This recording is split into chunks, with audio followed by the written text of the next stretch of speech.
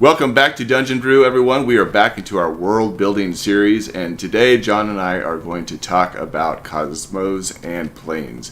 It sounds really complex, and although it can be, it doesn't have to be. I'm going to turn it over to John to give us some definition of what we mean by cosmos and planes, and then we'll talk a little bit about how you can incorporate this into your own gaming. Are you looking for a new grim, dark steampunk setting to introduce to your players? Well, Dungeon Brew has created a campaign setting manual called Thegum, and it is now available for your support on BackerKit. It has new rules for magic disruption in regions. There are rules to create your own corrupted gods to introduce to your players. There are new rules for mechanics in regards to the firearms for the new steampunk weapons that are being introduced, and there is new magic, new species, new subclasses, new factions, and so much more that's being included in this manual. You can go download a PDF sample on the BackerKit and see what all we have put into it, but right now we need your dice at our table, so head on over. We'll see you there. Yeah, you are 100% right. Complex doesn't begin to describe how it can get, but it can be simple. It really kind of depends on the world that you have begun building and you're interested in establishing. So we've already talked about a few things that are actually going to probably inform how your cosmology is going to come into play. One of those things is going to be whether you're doing low magic or high magic. You tend to have fewer planes in a low magic system, and you tend to have more planes in a high magic system. So if you think about something like Dungeons and Dragons, they have a vast number of planes. Because they've pulled in from mythologies and cosmologies all around the real world. So you have Greek planes of existence, you have the 9 worlds from Norse mythology, you have planes of energy and planes of good and evil and all kinds of things like that. But you don't necessarily have to have all of that. You can keep it real simple. And I think that it's helpful to kind of pare it down to the things that make sense for the world that you want to have, and then only add in the things that you think are going to be useful for your group or your world or what it is that you're wanting to create. Yeah, one of the really nice things about what Wizards of the Coast and other individuals that have made D&D content is that you have a wide variety of resources at your fingertips to kind of draw upon and look to, or even utilize if you just don't want to create everything from scratch. And I think that's really helpful. Yeah, I know that there was a second edition version of this, but the 3.5 edition of Deities and Demigods is very useful, honestly, for this, because it has a tendency, it actually like breaks apart based on the mythologies for the different types of gods you could have.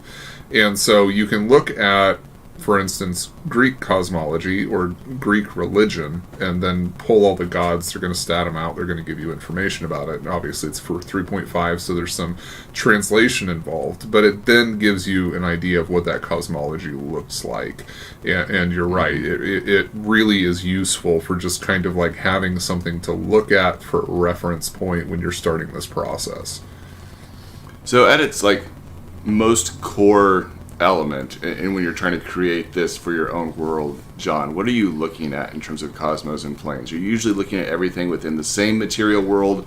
Are you looking at like the typical 3-tier structure of high, low, and physical world? Where do you start at? We've talked about this before. I have a preference for dark fantasy and low fantasy. In the current campaign we're running, Cast Down from Haven, the notion of multiple planes definitely exists because you have things like Illithid and Beholders coming from across the planes to inhabit the world. So I do that type of thing for high magic systems, which that game definitely is. For low magic systems, I always start with my material world. And then I ask, do I need other planes? Does it make sense? Does it serve any purpose to have another plane of existence? And looking specifically at something like Greek culture, you have, in their mythology, you have the material world that people occupy. You have Mount Olympus, which is occupied by the gods, and then you have Hades, which is occupied by Hades and Persephone. So, but all of those are accessible through the material world.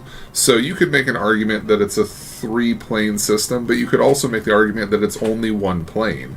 And, and the reason for that is because you can physically travel from basically the highest point where the gods exist to the lowest point where gods exist, and you can do that as a mortal. Now, you probably won't survive because there's hazards, but it does exist, and it does allow for that possibility. Whereas you have other systems, again within Greek, which I think you can speak to a little bit more about, ideas of material or physical and thought and spiritual and that type of thing, right? Yeah, absolutely. And I like that you mentioned that to start off with, just backpedaling a little bit before we talk about the other pieces, that when I think of planes of existence, I usually think about them being within the same framework or the same universe in many ways. Right. Like if you're in the Greek world and I'm traveling to Olympus or I'm traveling to Hades, it's kind of underneath I guess it's my perception that you have the same physical laws governing those areas when you get there, right, if they're on the same plane. Where if I'm going to an alternate plane or an alternate universe, so to speak, and stepping through fabric and time into a whole nother place of existence, there may be different pieces of that world that function differently. Fireballs falling from the sky, or gravity doesn't function in the same way, or just the layout of, rocks and creatures and those types of things may be completely different than what I'm expecting in a material plane. Well, and one of the things that speaks to that is, the story of Persephone when she goes when she goes down to Hades. That's when winter occurs, right? So the idea is that she is stepping off of the plane of existence of mortals. So an argument could be made that saying that the material plane is different than it's a different plane of existence than Olympus and Hades. So that option still exists because of evidence that is found in the mythology. And I'm sure that people who actually get into Greek mythology more than I do are going to be able to speak to that a little bit better. But it's more of a thought experiment in terms of how you want to set up the world. What pieces make sense? How do you want those pieces to fit together? And then, like we are talking about, do those planes of existence talk to each other? Do they communicate? Does something that happens in one plane affect what happens in another plane? So those are all really good questions to ask yourself when you're initially getting into the world that you're trying to create.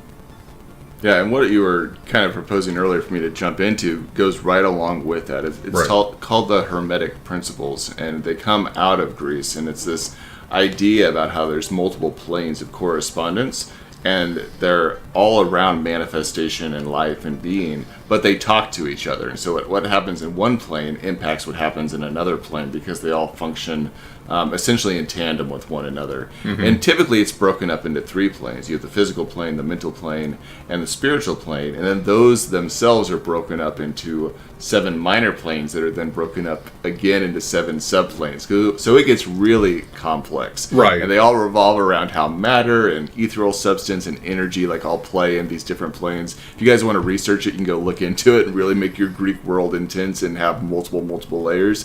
But there is definitely this idea as to whether or not do your planes interact with one another so that what happens on one plane affects the happenings on another plane of existence, or are they completely separate universes that your players can move in and out of and have completely different consequences for their actions based on where they are? Right. And some of that, like I said, has to do with the type of magic system, like how high or low.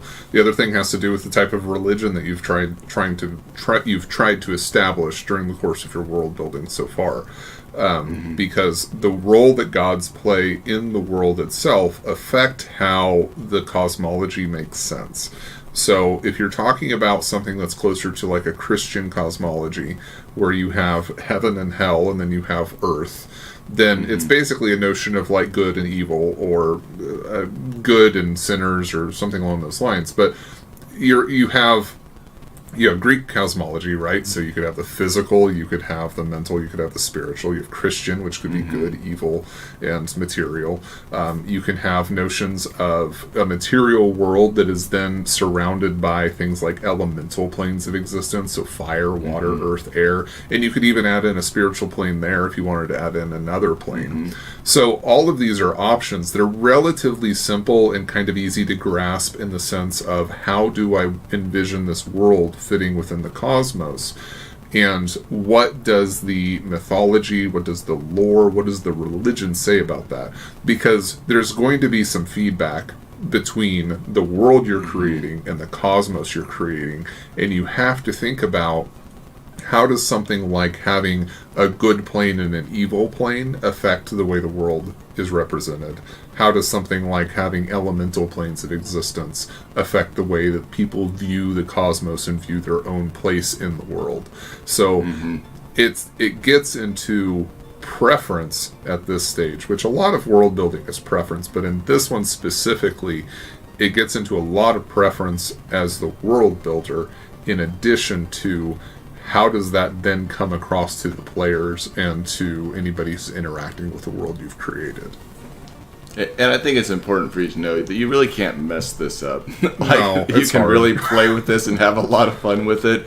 And I know we're talking a lot about, Greek influences for this, because that's what our theme has been. But there are so many resources you can look into for different ways of looking at the cosmos. You can look into Buddhism that has 31 different planes of existence. You can look into the occult that has a very specific 7 different planes of existence that all intertwine with one another.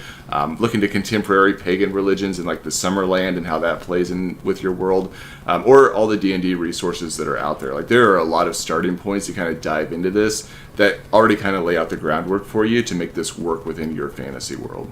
Yeah.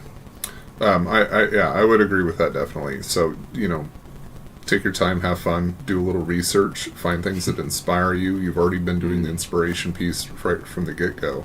But in terms of how it is that you actually bring your world to exist within maybe other worlds, if you choose to have multiple planes of existence, that is very much preference, and there's not really anything that you can do extremely wrong with it, because in most mythologies and most cultures, there is a place for some kind of combination of different types of existence that exist and coincide with one another.